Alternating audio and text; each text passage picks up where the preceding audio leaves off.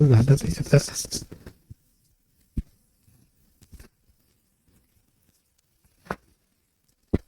हा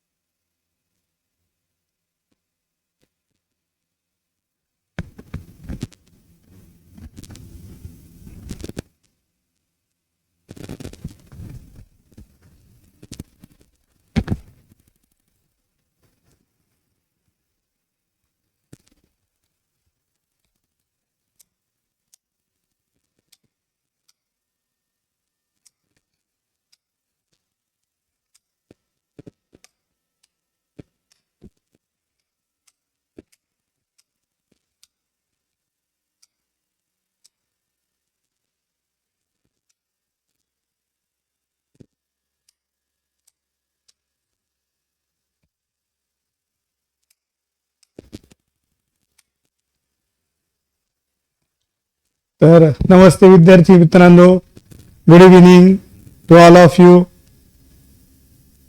चला, जे विद्यार्थी जॉईन झालेले आहे, आवाज येतोय का सांगा मला.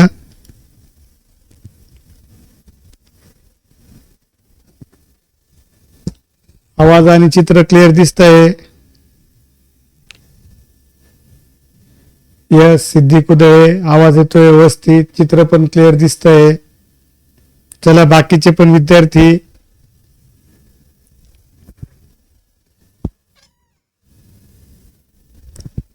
आवाज येतोय सर्वांना, चित्र क्लिअर दिसतंय. भुवनेश सर पण ऑनलाईन आहे, त्यांना पण चित्र दिसतंय क्लिअर. तर लास्ट लेक्चर मध्ये आपण प्लॅन ग्रोथशी related different concept, arithmetic growth, geometric growth हे पॉइंट्स क्लिअर केलेले.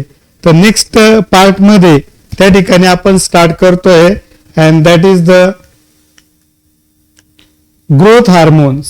Different hormones are required for the growth of plant. प्लॅन्टची ग्रोथ होण्याकरता वेगवेगळ्या प्रकारचे हार्मोन्स त्या ठिकाणी लागतात. तर जे हार्मोन्स त्या ठिकाणी काय करतात, प्लॅन्टच्या ग्रोथवर इन्फ्लुएन्स टाकतात, त्यांना नाव दिलं जातं ग्रोथ हार्मोन किंवा growth regulator. by the organic compound produced by the plant that influence the growth. The organic compound produced by the plant that influence the growth are called growth hormones or growth regulators. They are produced in very minute quantity. Already तुम्हाला माहिती आहे मित्रांनो की जे hormones आहे ते कधी पण एकदम स्मॉल क्वांटिटी मध्ये प्रोड्यूस केल्या जातात. The plant hormones are transported through phloem parenchyma. फ्लोएमच्या व्हॅस्क्युलर बंडलच्या टिश्यूज मधून काय केलं जातं, प्लॅन्ट हार्मोन्सला कंडक्ट केलं जातं. प्लॅन्ट हार्मोन इनहिबिट म्हणजे त्या ठिकाणी थांबवणे किंवा इनहिबिट म्हणजे ग्रोथला थांबवण्याचं काम करणारे, प्रमोट म्हणजे ग्रोथला चालना देण्याचं काम करणारे किंवा ग्रोथला बदलवण्याचं काम करणारे जे हार्मोन्स आहे त्यांना म्हणता ग्रोथ हार्मोन. तर ग्रोथ हार्मोन काय करता, ग्रोथ हार्मोन इनहिबिट और प्रमोट और मॉडिफाय द ग्रोथ. लक्षात घ्या point, growth hormone can inhibit, promote और मॉडिफाय द ग्रोथ. आता बघा, जे ग्रोथला प्रमोट करणारे म्हणजे याचा अर्थ ग्रोथ होत असेल तर त्याला अजून वाढवणारे, तर ते असतात ग्रोथ प्रमोटर. ते कोण असतात सांगा, they are the growth promoters. तर जे ग्रोथ प्रमोटर्स आहे त्या ठिकाणी ग्रोथ प्रमोटर्स आहे ऑक्झिन्स, जिब्रेलिन्स आणि सायटोकायनिन्स. कोण सांगा? ऑक्झिन्स, जिब्रेलिन्स आणि cytokinin. These are the growth promoter hormones. त्यानंतर which are the growth inhibitors? Ethylene, abscisic acid. These are the growth inhibitor hormones. And which are growth regulators? तर phytohormones are the growth regulator. म्हणजे जे modify the growth, म्हणजे ते परिस्थितीनुसार growth मध्ये बदल करतील. हे डायरेक्ट ग्रोथला इनहिबिट करतील आणि हे ग्रोथला प्रमोट करतील. हे वाढवणारे म्हणजे ग्रोथला चालना देणारे, हे ग्रोथला थांबवणारे. म्हणजे याचा अर्थ सांगा, जे प्लांट ओल्ड वगैरे होणार किंवा प्लांट मध्ये ओल्ड होण्याचे जे गुण दिसणार तर ते यांच्यामुळे असतात, आणि प्लांट ग्रोथ होण्याचे जे गुण दिसणार ते ग्रोथ प्रमोटर्स मुळे त्या ठिकाणी असतात. आणि प्रत्येक हार्मोनचं एक्सप्लेनेशन त्या ठिकाणी आपल्याला बघायचंय मित्रांनो. तर पहिला पॉइंट त्या ठिकाणी बघू, ऑक्झिन्स. बघा, W Went use the auxin term first. सायंटिस्टचं नाव लक्षात ठेवा. डब्ल्यू वेन ने ऑक्झिन ही पहिल्यांदा वापरली. ऑक्झिन हा ग्रीक शब्द आहे आणि त्याचा अर्थ आहे to grow. Auxin is a Greek word and has meaning to grow. Auxins are isolated from the urine of a person suffering from pellagra. तर बघा, auxins are isolated from a urine of person suffering from pellagra. Pellagra नावाचा जो आजार आहे एका व्यक्तीला झाला होता, तर त्याच्या युरिन मधून त्या ठिकाणी काय केलं गेलं? ऑक्झिन पहिल्यांदा बाजूला केले गेले. तर आता कोणाला प्रश्न पडेल की नेमकं पेलेग्रा म्हणजे काय? तर त्याचं मिनिंग त्या ठिकाणी दिले बघा. Disease caused due to lack of vitamin B3. Point लक्षात घ्या मित्रांनो. Disease caused due to lack of, lack म्हणजे कमतरता असणे किंवा नसणे, having the symptoms of inflammations of the skin and diarrhoea. सूज वगैरे येईल, अंगावरती थोडस त्वचा जी आहे ती जाड झाल्यासारखी वाटेल, म्हणजे त्या ठिकाणी ते इन्फ्लेमेशन्स असतील आणि डायरिया सारखा त्रास होऊ शकेल. इन प्लांट, बघा प्लांट मध्ये it is synthesize in growing tips और meristematic regions of the plant. तर ऑलरेडी मी तुम्हाला सांगितलेलं आहे की अपायकल मेरिस्टेम्स असतात. उदाहरणार्थ स्टेमचा अपेक्स असेल, उदाहरणार्थ रूटचा अपेक्स असेल, तर इथं जे टिप्स आहे त्या ठिकाणी काय होतं? ऑक्झिन्सची त्या ठिकाणी सिंथेसायझेशन केल्या जाईल, सिंथेसाइज केल्या जाईल. FW Went successfully isolated the natural auxin from Avena sativa. म्हणजे ओट्स नावाचे जे प्लांट आहे तर त्याला सायंटिफिक नाव आहे त्या ठिकाणी ॲव्हेना सॅटिवा, आणि त्या auxins are first successfully FW Went successfully isolated natural auxin from Avena sativa और ओट्स कोलिओप्टाईल टिप्स. जे कोलिओरायझा कोलिओप्टाईल्स असतात तर त्या ठिकाणी कोलिओप्टाईल टिप्स मधून, ॲव्हेना सॅटिवाच्या कोलिओप्टाईल टिप्स मधून ही first isolated the natural auxins. तर पॉइंट काय काय लक्षात घ्या. ऑक्झिन पहिल्यांदा कोणी फाइंड आउट केले? डब्ल्यू वेंटनी. कोणामधून? पॅलेग्रा, म्हणजे त्या व्यक्तीच्या युरिन मधून which was suffering from the pellagra. त्यानंतर पॅलेग्रा म्हणजे काय? असा आजार की जो व्हिटॅमिन B3च्या कमतरतेमुळे होईल. आणि प्लांट मध्ये ऑक्झिन्स कुठे तयार होता? In plant auxins are synthesize in growing tips और meristematic regions of the plant. आणि FW Went successfully isolated natural auxins from Avena sativa और ओट्स कोलिओप्टाईल टिप्स. त्यानंतर the most common and important natural auxin is indole 3 acetic acid. जे most common and important natural auxin, जे most common आणि important natural auxin आहे ते कोणतं आहे? Indole 3 acetic acid synthesize from amino acid tryptophan. कशापासून तयार केले गेले सांगा? ट्रिप्टोफॅन नावाचं जे अमायनो ॲसिड आहे त्यापासून हे तयार केले गेले. लक्षात घ्या. The most common and important natural auxin is indole 3 acetic acid IAA synthesized from amino acid tryptophan. आणि सिंथेटिक ऑक्सिन म्हणजे that is they are prepared artificially by using chemical. कोणते कोणते? IBA indole butyric acid, NAA naphthalene acetic acid, 2,4-D dichlorophenoxy acetic acid. बघा point काय आहे, जे natural auxin आहे most common कोणतं आहे सांगा मित्रांनो. Natural most common auxin is indole 3 acetic acid. आणि ते कोणापासून तयार केलं गेलं? ट्रिप्टोफॅन नावाच्या अमायनो ऍसिड पासून. त्यानंतर सिंथेटिक ऑक्सिजन्स कोणते? तर IBA indole butyric acid, NAA naphthalene acetic acid, 2,4-D dichlorophenoxy acetic acid. Now what are the physical effects and applications of the oxygen? The first is cell elongation and cell enlargement. एखाद्या सेलचं elongation करायचंय, सेलची enlargement करायची आहे, तर कोणतं hormone काम येईल? Auxin हे हार्मोन त्या ठिकाणी रिस्पॉन्सिबल असेल. Auxin stimulate the growth of stem and roots. Auxin stimulate the growth of stem and root. म्हणजे ऑक्सिन हे स्टेमची आणि रूटची ग्रोथ होण्याकरता सुद्धा रिस्पॉन्सिबल आहे. Auxin induces multiplication of the cell. Auxin मुळे सेलचं मल्टिप्लिकेशन होतं. Hence used in tissue culture experiment to produce the callus. Callus आपल्याला माहिती आहे, it is the mass of cell produce from explant.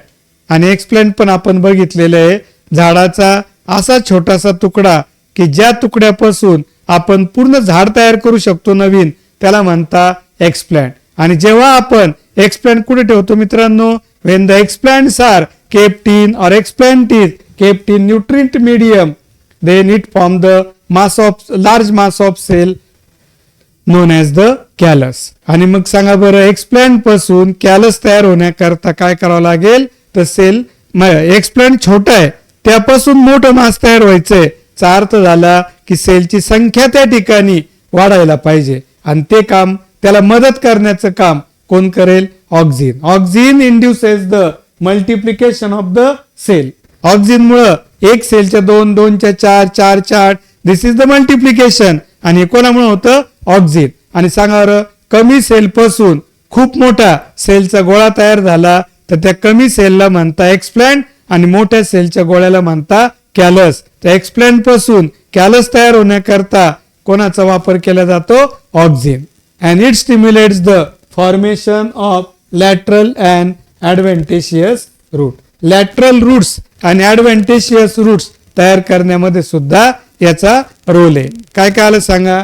Sale elongation, cell enlargement, growth of stem and roots, then multiplication of cell, and hence used in tissue culture experiment to produce the callus. It stimulates the formation of lateral and adventitious roots, and these are marketed as a synthetic herbicide.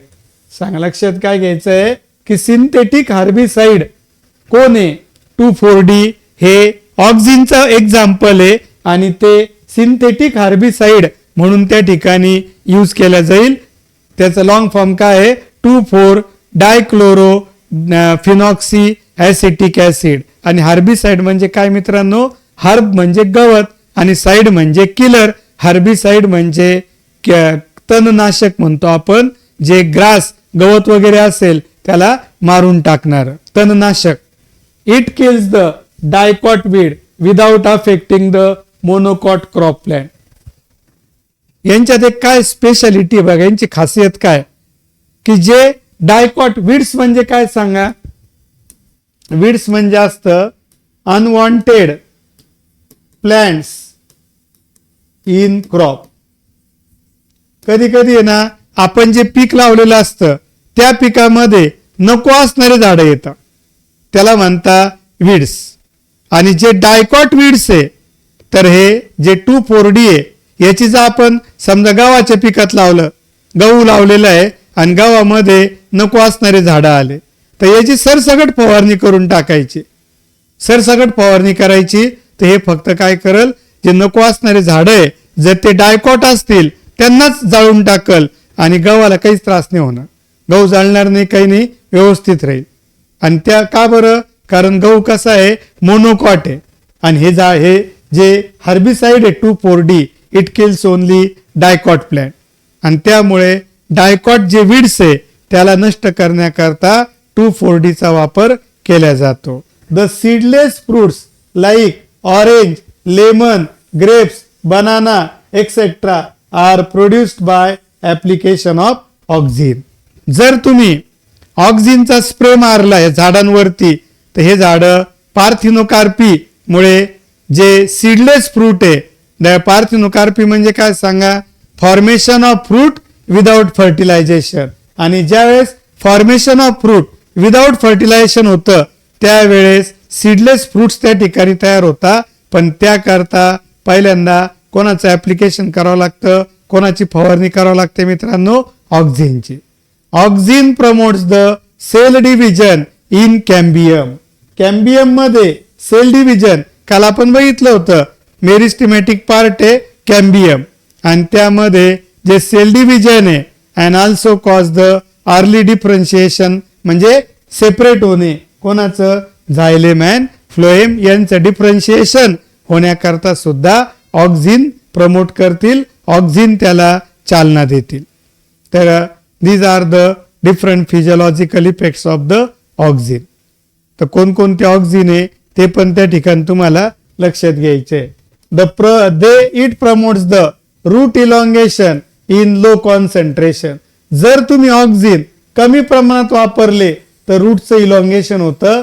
And shooting म्हणजे shoot system म्हणजे जमिनीच्या वर येणारा झाडाचा part, त्याचं त्या ठिकाणी growth promote होते in higher concentration.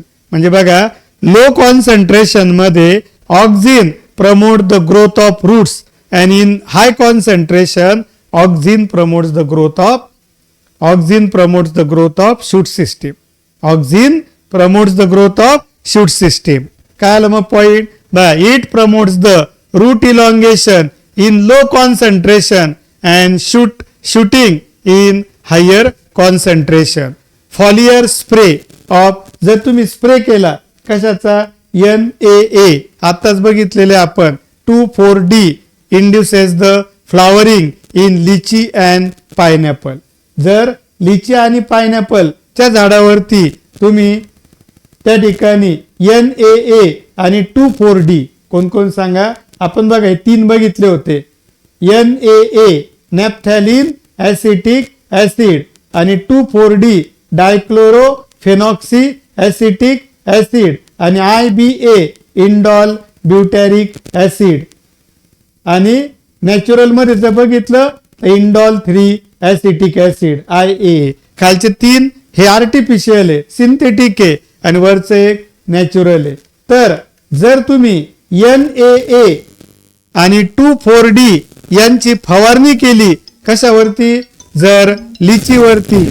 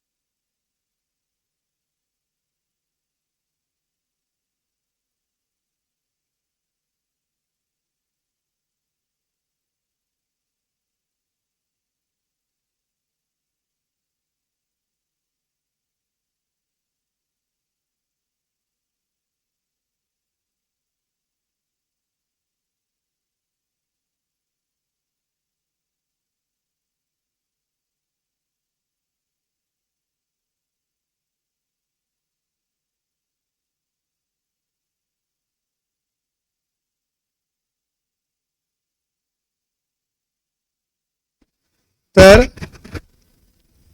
It prevents the, ऐकू येते सगळ्यांना आवाज येतोय, थोडा डिस्टर्ब झाला होता. It prevents the premature fruit drops in apple, pear and oranges. म्हणजे मॅच्युअर होण्याच्या पहिले ऍपल, पियर आणि ऑरेंजेस यांच्यामध्ये कधी कधी फ्रूट ड्रॉप होऊन जातो, म्हणजे खाली पडून जातं फ्रूट कच्चे असतानाच एकदम, म्हणजे सुरुवातीच्या स्टेजचे. तर त्याला सुद्धा थांबवण्याचं काम कोण करतं? ऑक्झिन्स करता.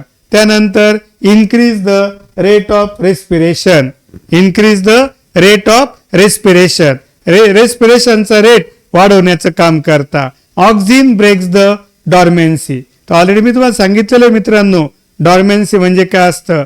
The temporary stoppage of the growth of seed is called as the dormancy. शेंगदाणे डब्यात ठेवलेले तर त्यांची ग्रोथ होणार नाही, त्याला डॉर्मेन्सी म्हणायचं.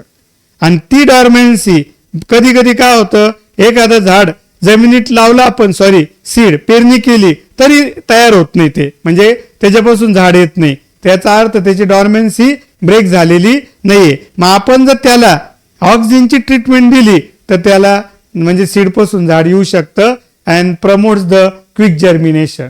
म्हणजे जर सीड आपण जमिनीत पेरणी केली कदाचित लवकर येणार नाही, त्याच्यापासून लवकर झाड येणार नाही.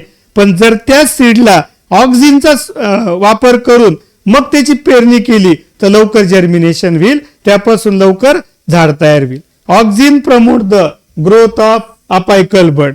अपेक्सला असणाऱ्या ज्या बड आहे त्यांची ग्रोथ सुद्धा ऑक्झिन्समुळे होते. Inhibits the growth of lateral bud. पण जे लॅटरल साईडच्या बड आहे त्यांना मात्र त्यांची वाढ थांबवण्याचं काम ऑक्झिन करतं. याचा अर्थ सांगा, ऑक्झिन कोणत्या बडची ग्रोथ प्रमोट करतंय? तर अपायकल बडची ग्रोथ प्रमोट करतं, म्हणून त्याला म्हणता अपायकल डॉमिनन्स. काय नाव द्यायचंय सांगा त्याला? अपायकल डॉमिनन्स हे नाव त्या ठिकाणी दिल्या जाईल. आता एक नोट बघा, agent orange mixture of two phenoxy herbicide कोणते कोणते? तर 2,4-D आणि 2,4,5-T that is called dioxin. तर असे दोन जे हर्बिसाइड्स ईस्टर फॉर्म मध्ये, तर त्यांना म्हणता agent orange and used in Vietnam war for defoliation. म्हणजे ऍक्च्युअल काय होतं, हे हर्बिसाइड आहे. तर अमेरिका आणि व्हिएतनाम यांच्यामध्ये युद्ध चालू होतं. तर व्हिएतनामचे सैनिक काय करत होते? अमेरिकेच्या सैनिकांवर हल्ला करून जंगलामध्ये जाऊन लपत होते. आणि झाडं इतके दाट होते की त्या जंगलामध्ये ते सैनिकांना सापडवणं म्हणजे सोपं नव्हतं. मग अमेरिकेने काय केलं, हे एजंट वापरलं. कोणता? एजंट ऑरेंज, जे कोणाचं मिक्सचर आहे? 2,4-D आणि 2,4,5-T. 2,4,5-T that is called dioxin. तर यांचा वापर करून त्यांनी एजंट ऑरेंज तयार केला. आणि त्या एजंट ऑरेंजला हेलिकॉप्टरचा वापर करून पूर्ण जंगलामध्ये वरतून त्याची फवारणी केली. तर सगळे झाडाचे पानं गळून गेले. त्याच्यामुळं असा इफेक्ट झाला की सगळे झाडाचे पानं जळून खाली पडून गेले आणि जंगल पूर्ण त्या ठिकाणी मोकळं दिसायला लागलं, कारण पानं नसल्यामुळं. आणि ते जे व्हिएतनामचे सैनिक आहे मग त्यांना तिथं लपणं शक्य झालं नाही. तर ही व्हिएतनाम वॉरमध्ये अमेरिकेने एजंट ऑरेंजचा यूज त्या ठिकाणी केला होता. आणि डिफॉलिएशन म्हणजे पानं सगळे गळून पडणं. त्यानंतर कोणता प्रकार आहे? तर बघा, याच्या पहिले आपण ज्याचे काही क्वेश्चन्स आहे ते क्वेश्चन्स त्या ठिकाणी क्लिअर करून घेऊ. कोणाचे? ऑक्झिनचे. मग इथं पहिलं हे झालेलं आहे आपलं. बघा बरं, पहिला क्वेश्चन आहे की the term auxin was coin by. 2021 ला विचारलेला प्रश्न आहे की ऑक्झिन हा शब्द कोणी वापरला पहिल्यांदा? सांगा पटकन काय उत्तर येईल. The term auxin was coin by. कोणता येईल? FW Went. कोणता आन्सर करेक्ट आहे सांगा? तर FW वेंट करेक्ट ऑप्शन येत आहे. D is the correct option. FW Went use the first time auxin. Next question. चला बाकीच्यांनी पण सांगायचं आहे. बघा आताच आपण बघितलेलं आहे. Which hormone stimulates the formation of adventitious as well as lateral roots. कोणतं हार्मोन हे ॲडव्हेंटिशियस आणि लॅटरल रूट्स तयार करण्याकरता मदत करतं. त्याला पटपट कमेंट करून सांगायचे उत्तर. Which hormone stimulates the formation of adventitious as well as lateral roots. चला बाकीच्यांनी पण सांगा पटपट. बाकीच्यांनी पण आन्सर सांगायचा आहे. सिद्धी कुदळे तुम्ही आन्सर सांगितले बरोबर आहे. बाकीच्यांनी पण बघा आत्ताच झालेला पॉइंट आहे. Which hormone stimulates the formation of adventitious as well as lateral roots.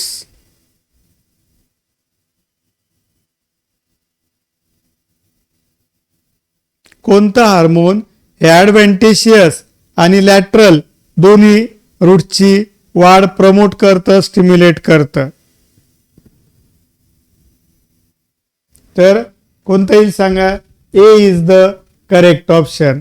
Auxin stimulates the formation of adventitious as well as lateral roots. The term hormone was coin by. तर आता अशा आपला नाही झाला पण झालेला आहे. पण त्या ठिकाणी बघा पहिला सायंटिस्ट कोण होता तर स्टर्लिंगनी हा शब्द वापरलेला आहे पहिल्यांदा. D option. Starling use the term hormone किंवा coin the term hormone. Next question. Low ratio of cytokinin हे नाही झालेलं.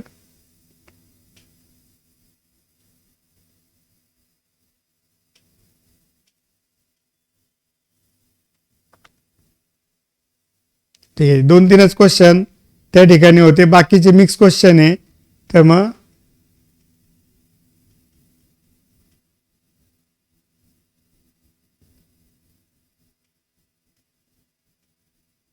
नेक्स्ट पार्ट आहे जिब्रेलिन्स. नेक्स्ट पार्ट कोणता आहे gibberellins.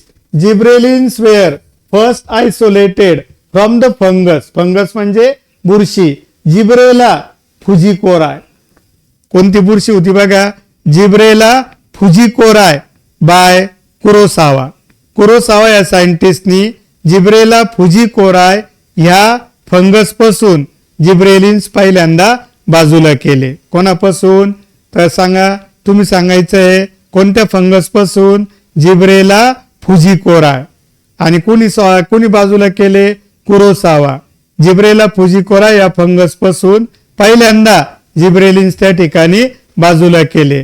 Name by Yabuta and Sumiki. कुणी नाव दिलं जिब्रेलिन तर यबुटा आणि सुमिकी यांनी त्या ठिकाणी काय नाव दिलं जिब्रेलिन्स हे नाव दिलं. More than 150 chemical types of gibberellins are known so far. आतापर्यंत 150 प्रकारचे जिब्रेलिन्स त्या ठिकाणी लक्षात घेतले गेलेले. GA3 is the most common and biologically active form. GA3 हा सर्वात कॉमन आणि बायोलॉजिकली ऍक्टिव्ह फॉर्म आहे जिब्रेलिनचा. Gibberellin chemically it contain gibbane ring a cyclic. हे लक्षात ठेवायचे direct. A gibbane ring a cyclic diterpene with 4 isoprene unit. Formula लक्षात घ्यायची गरज नाहीये तुम्हाला डायरेक्टली हे लक्षात ठेवायचं की काय तर chemically it contain. Chemically it म्हणजे gibberellin contain gibbane ring. Gibbane ring काय आहे a cyclic diterpene with 4 isoprene units. ज्यामध्ये सायक्लिक डायटर्पिन आहे ज्यामध्ये 4 आयसोप्रिन युनिट्स असतात. It is abundant in root tip and developing seeds. रूटच्या टिप्स मध्ये आणि डेव्हलप होणाऱ्या सीड्स मध्ये जिब्रेलिन भरपूर प्रमाणात प्रेझेंट असतं. Gibberellin were first isolated from the fungus Gibberella fujikuroi by Kurosawa. Name by Yabuta and Sumiki. More than 150 chemical types of gibberellin are known so far.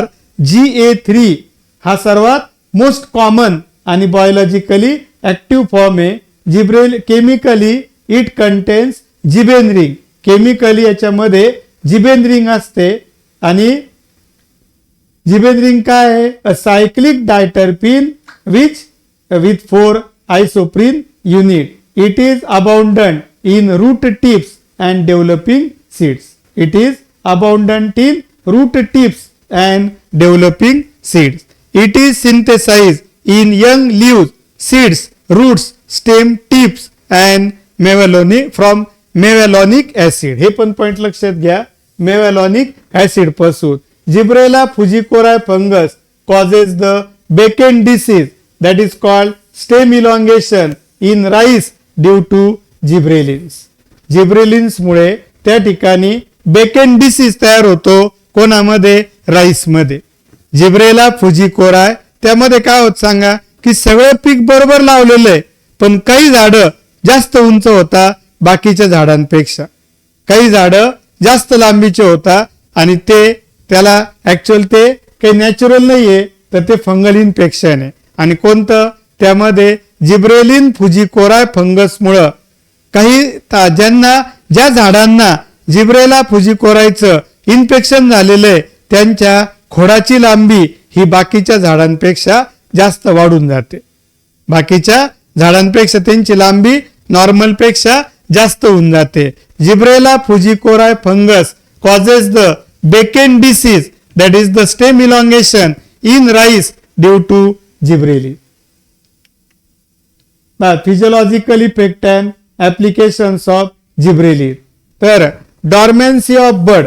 एखादा कोंब आहे आणि इनॅक्टिव्ह झालेला आहे तर त्याच्या इनॅक्टिव्हिटीला म्हणतात डॉर्मन्सी आणि ती आपण ब्रेक करू शकतो आणि त्याची ग्रोथ घडून आणू शकतो. कोणाची ट्रीटमेंट दिली तर? जिब्रेलिन ट्रीटमेंट दिली तर. काय वाक्य आलं मग? Dormancy of bird can be broken by gibberellin treatment. Dormancy of bird can be broken by gibberellin treatment. It can promote the seed germination in cereals like barley, wheat by synthesizing hydrolyzing enzyme amylase to produce sugar. Then elongation of stem. हा सगळ्यात महत्वाचा point तुम्ही लक्षात घ्या की gibberellin are mainly active in elongation of stem. Then it also promotes the bolting. Boltingचा अर्थ काय होतो? elongation of the internode just prior to flowering in plant. Those with rosette habitat, beet, cabbage यांच्यामध्ये काय असतं? रोसेट हॅबिट असतं. Rosette habit म्हणजे काय की त्यांचे पानं वगैरे असे सगळे जमिनीच्या लगत येतात. भाई असे येतील पण मग जस्ट फ्लॉवरिंग व्हायचंय तर काय होतं? इलॉंगेशन ऑफ द इंटरनोड आणि मग इथं फ्लॉवर येतील. तर याला म्हणता त्या ठिकाणी बॉल्टिंग प्रोसेस. बॉल्टिंग म्हणजे काय मग सांगा? Elongation of internode just prior to flowering in plant. आणि रोसेट हॅबिटेट म्हणजे काय? एकदम जमिनीच्या लगत. तुम्ही कोबी वगैरे पत्ता कोबी बघितलेला आहे त्यात बघा सगळे पानं वगैरे पूर्ण असे जमिनीला लगत असतात आणि असे राऊंड करून असतं पूर्ण फळाच्या भोवती. तर ते असतं त्याला म्हणता रोसेट हॅबिट. आणि बीट, कॅबेज यांच्यामध्ये ही कंडिशन प्रेझेंट आहे. त्यानंतर it causes the parthenocarpy. Parthenocarpy म्हणजे काय सांगा? Development of fruit without fertilization. पार्थिनोकार्पीचा अर्थ काय मित्रांनो? Development of fruit without fertilization is called as the parthenocarpy. In tomato, apple, pear flowering in long day plants. Then it is used to increase the fruit size and bunch length of the grapes. फ्रूटची size आणि जो घड आहे द्राक्षाचा त्याची लांबी वाढवण्याकरता सुद्धा मदत केल्या जाते. When gibberellins are applied on genetically dwarf plant like maize, the stem rapidly elongate and acquire the height of normal tall varieties of the maize. Point काय बघा? Gibberellin are applied on genetically dwarf. काही झाडे जे naturally ज्यांचे gene हे कमी उंचीच्या म्हणजे ज्यांचे जिनेटिकली डॉर्फ आहे, म्हणजे बघा जिनेटिकली टॉल असतं, जिनेटिकली डॉर्फ म्हणजे अनुवंशिक जे झाड कमी उंचीचं आहे त्याची उंची सुद्धा तुम्ही वाढवू शकता. कोणाचा वापर करून? जिब्रेलिनचा. तर समजा आता उदाहरणार्थ बघा मेज आहे, जिनेटिकली डॉर्फ आहे, समजा ते कमी उंचीचं मेज येत आहे बाकीच्या मेज प्लांटपेक्षा. जर तुम्ही त्याच्यावर जिब्रेलिनचा मारा केला तर त्याची पण उंची बाकीच्या झाडांइतकी नॉर्मल होऊन जाईल, टॉल व्हरायटी इतकी होईल. Then application of gibberellins overcome the requirement of the vernalization. म्हणजे जर जिब्रेलिनचं त्या ठिकाणी तुम्ही काय केलं, ऍप्लिकेशन केलं तर झाडांना व्हर्नलायझेशनची गरज नसते, कुलिंग ट्रीटमेंट किंवा चिलिंग ट्रीटमेंटची आवश्यकता नसते व्हर्नलायझेशन. मग हे झालं जिब्रेलिनच्या बाबतीत. त्यानंतर कोणता प्रकार येतोय? Cytokinin. By it is a cell division promoting growth hormone. It is a cell division promoting growth hormone. Then Letham coin the term cytokinin. Letham नावाच्या सायंटिस्टनी पहिल्यांदा सायटोकायनिन ही टर्म त्या ठिकाणी वापरली. The first cytokinin was discovered by Skoog and Miller during callus tissue culture of Nicotiana tabacum or tobacco plant. Nicotiana tabacum म्हणजेच तंबाखूचं झाड. बघा the first cytokinin was discovered by Skoog and Miller during callus tissue culture. Callus culture नावाचा part आहे. काय तर tissue culture मध्ये callus tissue culture म्हणजे कॅलस पासून नवीन झाड मिळवणं. Tissue culture of Nicotiana tabacum. They observe that callus, त्या ठिकाणी कॅलस म्हणजे काय असतं, असं खूप साऱ्या कॅलस आपलं झालेलं आहे माहिती पाहिजे तुम्हाला, तर असं खूप साऱ्या सेलचा गोळा त्याला म्हणता कॅलस. काय नाव द्यायचंय त्याला? कॅलस हे नाव त्या ठिकाणी दिल्या जाईल. आणि त्या ठिकाणी प्रोलिफेरेटेड त्या ठिकाणी प्रोलिफेरेटेडचा अर्थ होतो वाढ होणे, ग्रोथ होणे. पॉलिफेरेशनचा अर्थ काय होतो? वाढ होणे किंवा ग्रोथ होणे. They observe that callus proliferated when the nutrient medium was supplemented with coconut milk and degraded sample of sperm DNA obtained from herring, that is the silver colored fish. आता बघायचं पॉइंट काय लक्षात घ्यायचं आहे की callus हा एक सेलचा गोळा आहे. कॅलस हा सेलचा गोळा आहे आणि याला आपण न्यूट्रिएंट मीडियम मध्ये ठेवलंय. ही न्यूट्रिएंट मीडियम आहे त्या ठिकाणी. ही काय आहे? Nutrient medium. म्हणजे याच्यात मका वगैरे, नंतर याच्यात त्यांनी काय ऑब्झर्व केलं की ज्या वेळेस याच्यामध्ये कोकोनट मिल्क म्हणजे जे खोबरं वगैरे त्याचं पाणी ते ज्यावेळेस याच्यात टाकतो आपण, किंवा degraded sample of sperm DNA, स्पर्मचं डीएनए जे ते डीएनए कोणाचं? Of hurrying fish. हरिंग नावाचं एक फिश आहे, त्याचं डीएनए किंवा कोकोनट मिल्क ज्या वेळेस टाकलं तर याची जी वाढ आहे ती एकदम फास्ट झाली. लवकर झाली कॅलसची वाढ, ग्रोथ झाली. आणि त्या ठिकाणी मग लवकर वाढ का झाली हे टाकल्यावर तो विचार केला गेला, तर यांच्यामध्ये सायटोकायनिन्स होते. कोकोनट मिल्क आणि जे डिग्रेडेड स्पर्म डीएनए त्यांच्यामध्ये काय होतं सांगा? सायटोकायनिन. आणि त्या सायटोकायनिनमुळं कॅलसची वाढ लवकर झाली. आणि कॅलस म्हणजे काय असतं? Undifferentiated mass of the cells. Callus म्हणजे काय असेल सांगा मित्रांनो? Undifferentiated mass of cells is called callus. तर कॅलस मुळे वाढ फास्ट मध्ये होईल. They observe that callus proliferated कधी? when the nutrient medium was supplemented with coconut milk and degraded sample of sperm DNA obtained from herring, that is the silver colored fish. Then 7 different proliferation of callus कशामुळे झालं बघा, मी तुम्हाला सांगितलं is due to cytokinin present in coconut milk and kinetin hormone which also a type of cytokinin.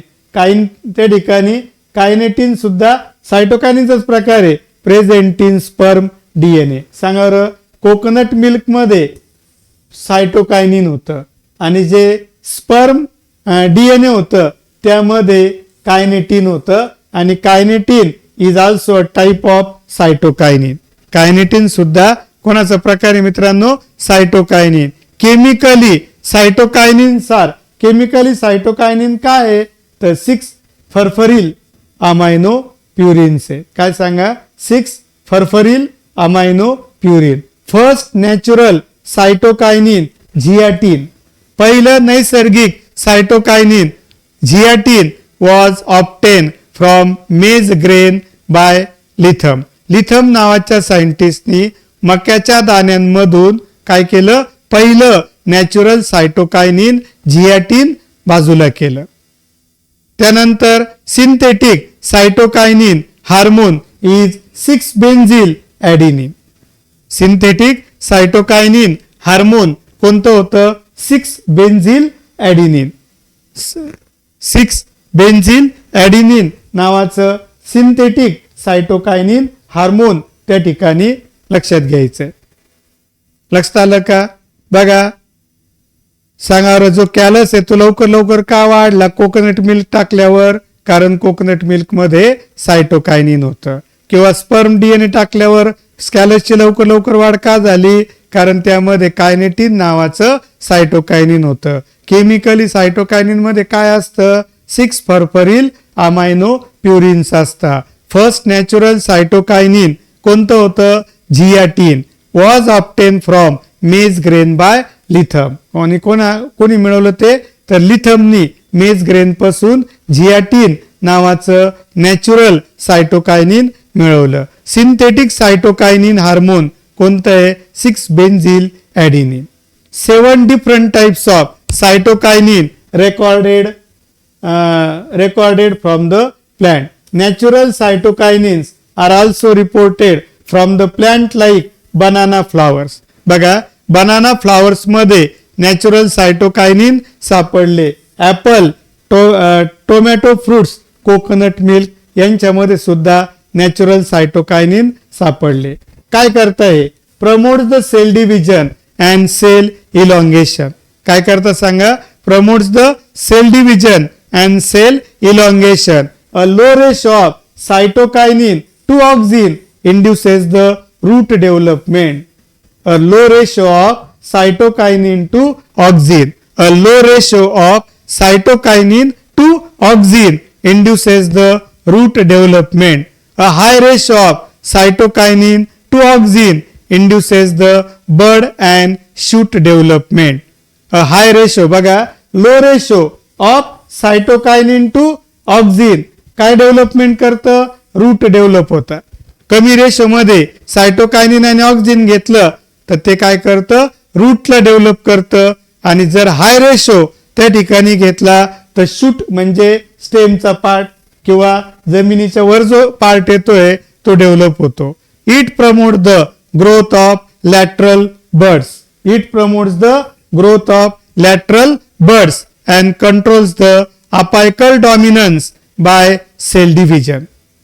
बघा, हे कोणत्या बर्ड्सला promote करतं तर it promotes the growth of lateral birds and controls the apical dominance. म्हणजे अपेक्सला असणाऱ्या बर्ड्सला जास्त वाढू देत नाही तर लॅटरल बर्ड्सला वाढण्याकरता मदत करतं. It delays the senescence. Senescence म्हणजे म्हातारं होणं, एजिंग होणं. इट डिले म्हणजे लांबवतं. And abscission process in plant organ. आणि पानं वगैरे गळून पडणं, फुलं गळून पडणं, फ्रुट्स गळून पडणं याला म्हणतात ऍब्सिशन. तर याला सुद्धा थांबवण्याचं काम कोण करतं मित्रांनो, सायटोकायनिन. त्यानंतर it breaks the dormancy and promotes the germination of the seed.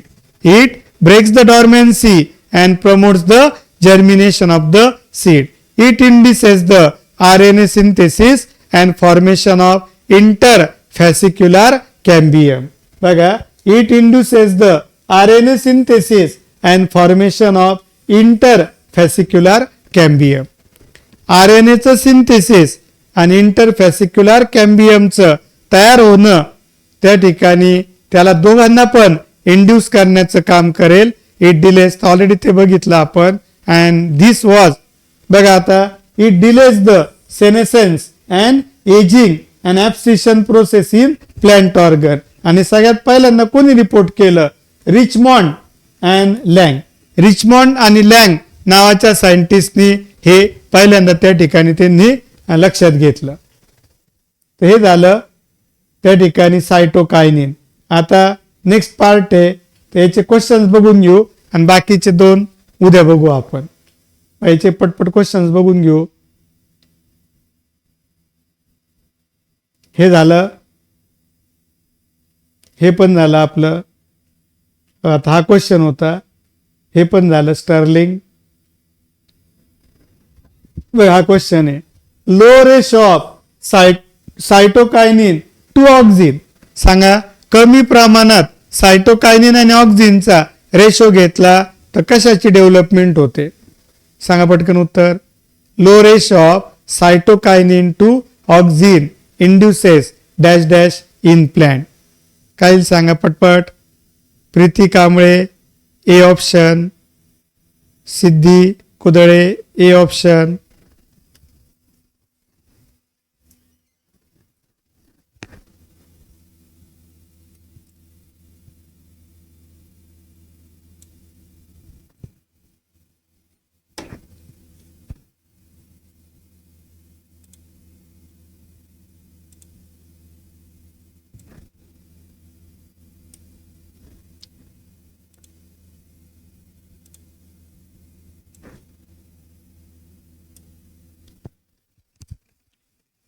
Okay, next. बरोबर आहे. तर करेक्ट आन्सर कोणता आलं? Root development. आणि जर हाय रेशो घेतला तर काय उत्तर येईल सांगा बरं. If we take the high ratio of cytokinin to auxin, then what will happen? It induces the shoot development. तर याचा करेक्ट आन्सर आहे root development. Which hormone is reported from banana flowers? आत्ताच घेतलेले सांगा. बनाना फ्लॉवर्स वगैरे जे आत्ता point घेतले आपण, काय आन्सर येईल बघा बरं. Which hormone is reported from banana flowers? सांगा पटकन ऑप्शन.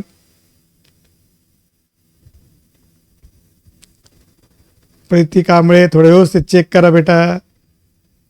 सिद्धी कुदळे बी ऑप्शन. आत्ताच झाले प्रीती. तर सी नाही मला वाटतं. बघा कोणतं करेक्ट ऑप्शन येत आहे. कोणतं आलं? सायटोकायनिन्स.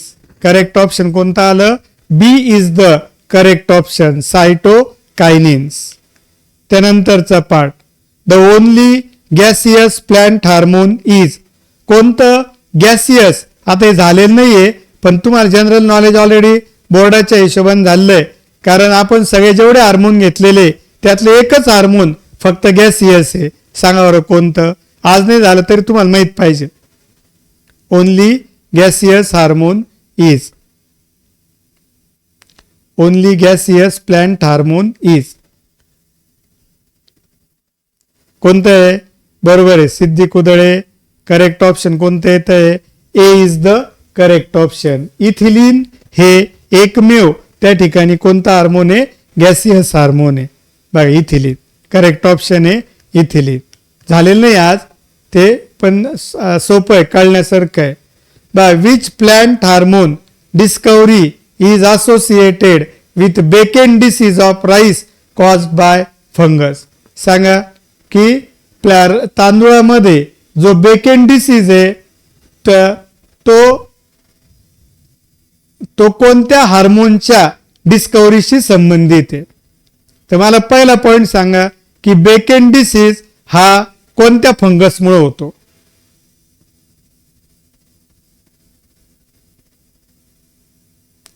बेकेन डिसीज हा कोणत्या फंगसमुळे होतो? जिब्रेला फुजिकोराय. आणि जिब्रेला फुजिकोराय पासून कोणतं हार्मोन बाजूला केलं गेलं? जिब्रेलिन. तर करेक्ट ऑप्शन आहे A. Preeti Kamble A option, Siddhi Kudale A option. Correct answer आहे ए, जिब्रेलिन. त्यानंतर which of the following plant hormone is use for the enlargement of the grapes.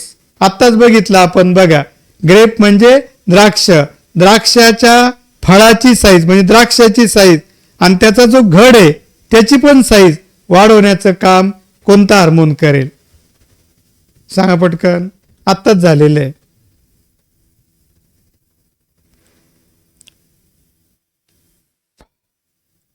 बघा कोणतं येत आहे? Gibberellins are use to increase the size of fruits and size of the, त्या ठिकाणी जे आपण काय म्हटलं होतं,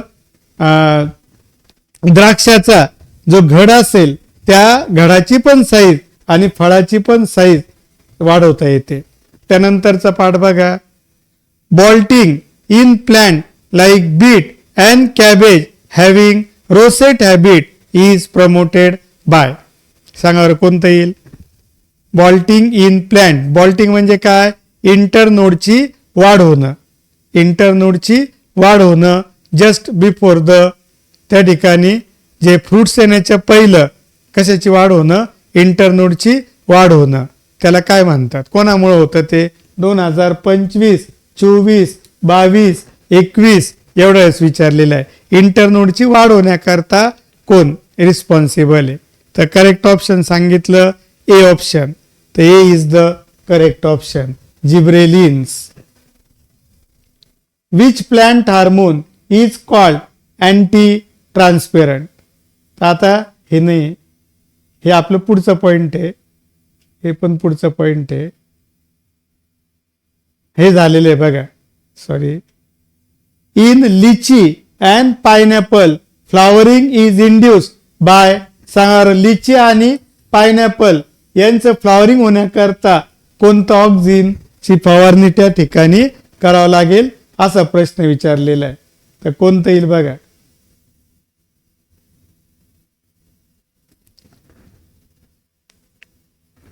कोणतं करेक्ट ऑप्शन आहे?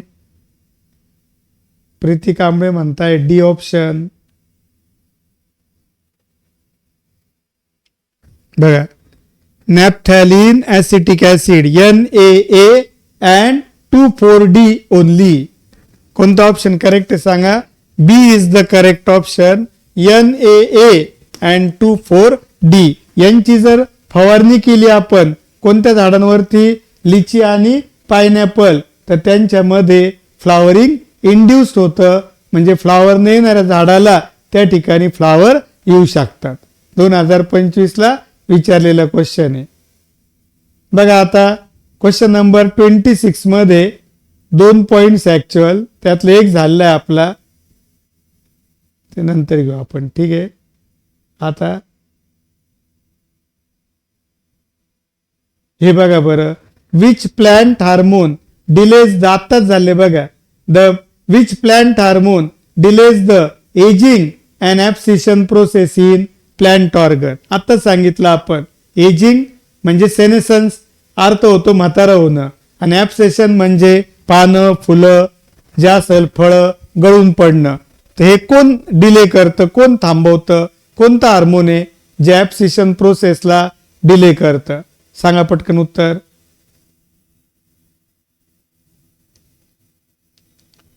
कोणतं येतंय? सिद्धी कुदळे म्हणताय डी ऑप्शन.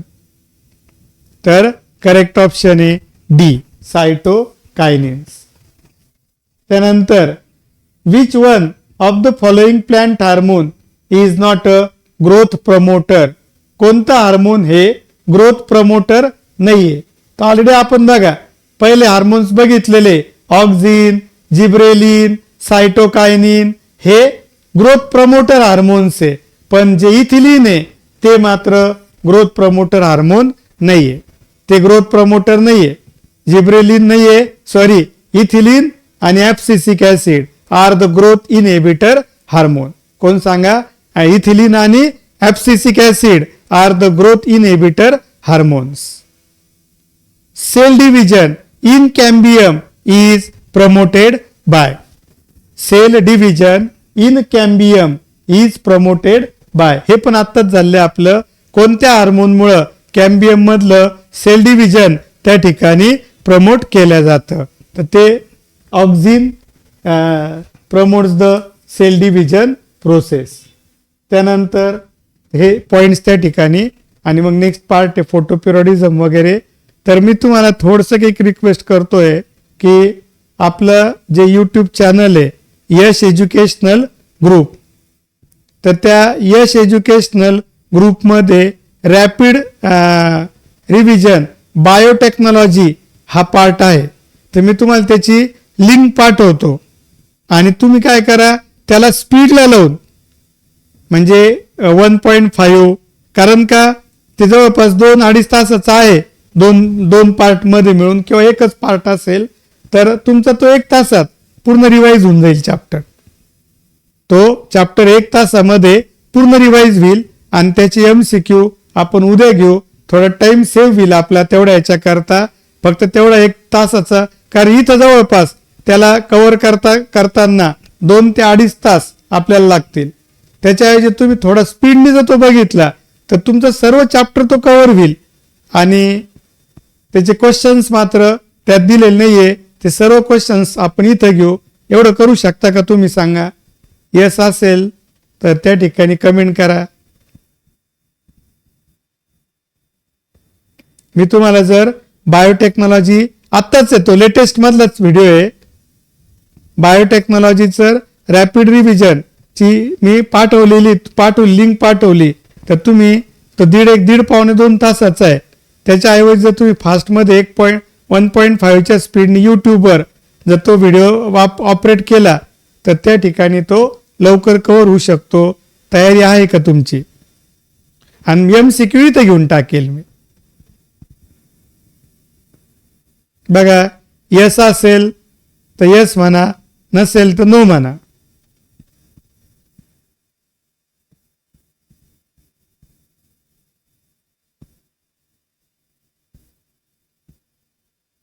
कारण आपल्याला संध्याकाळच्या वेळेमध्ये ऍक्च्युअल काय आहे, आपल्याला टेस्ट वगैरे बऱ्याचशा घ्यायच्या आहे. मग सकाळचे लेक्चर चालू असले परत संध्याकाळी पण तुम्हाला लेक्चरला यावं लागतंय आणि जास्त वेळ जातोय. म्हणून आपल्याला ह्या येणाऱ्या 4 ते 5 दिवसामध्ये पूर्ण बायोचा पार्ट कव्हर करायचा आहे. तर त्यामुळे माझं फक्त म्हणणं आहे की तेवढा एकच चॅप्टर आणि त्याचा व्हिडिओ उपलब्ध आहे म्हणून. बाकीचे तर व्हिडिओ नाही, आपण ते घेतोच आहे सर्व. आणि तुम्ही बघितलं असेल पूर्ण डिटेलमध्ये सर्व थेरॉटिकल पार्ट एवढ्या कमी वेळेमध्ये पॉसिबल नसताना पण आपण पूर्ण पॉइंट्स कव्हर केलेले आहे. तर थोडंसं तेवढ्या आणि त्याचे पण MCQ आपण घेणार आहे.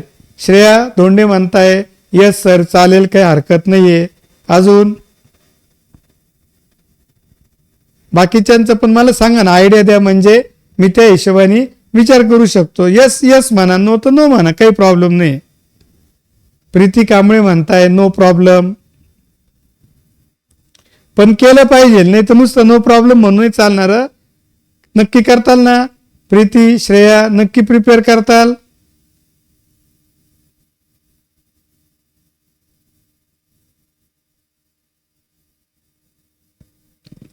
नाही तर मग ह्याच वेळेमध्ये मी ओके श्रेया म्हणताय काही हरकत नाही सर. नाही तर ह्याच वेळेमध्ये इथं तो ऑपरेट करू का, तो व्हिडिओ स्पीडनी इथं ऑपरेट करू का? नाही तर त्याच वेळेमध्ये लवकर विल्या हिशोबाने तुम्हाला फक्त ऐकायचं काम राहील ते पण चालेल मला. मी इथं आपल्या पॅनलवरती तो व्हिडिओ ऑपरेट करू शकतो, म्हणजे तुम्हाला लाईव्ह दिसेल तो तिथं ऍपमधून. बरं, मग तसं करू वाटल्यास उद्याच्या लेक्चरमध्ये आपण म्हणजे 1 ते 1.25 तासात तो होऊन जाईल आणि अर्ध्या पाऊण तासामध्ये MCQ घेऊन टाकू, म्हणजे मग तो चॅप्टर कम्प्लीट होऊन जाईल आपला.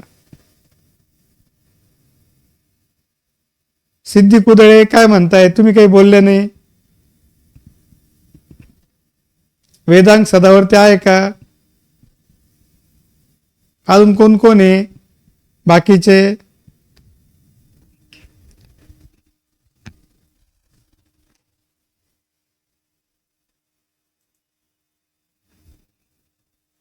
संस्कार सोनवणे, गौरवी आरोटे, कार्तिकी बनकर, कार्तिकी काही सांगत नाही तुम्ही,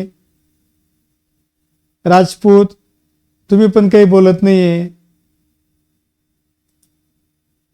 बोला पटापट.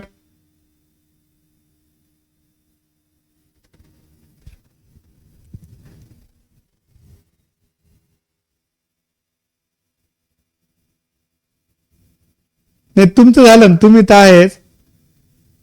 प्रीती कांबळे तुम्ही आहे, त्याच्यावर तुमचं नाव नाही घेतलं. तुम्ही सांगितलंच ऑलरेडी, नो प्रॉब्लेम.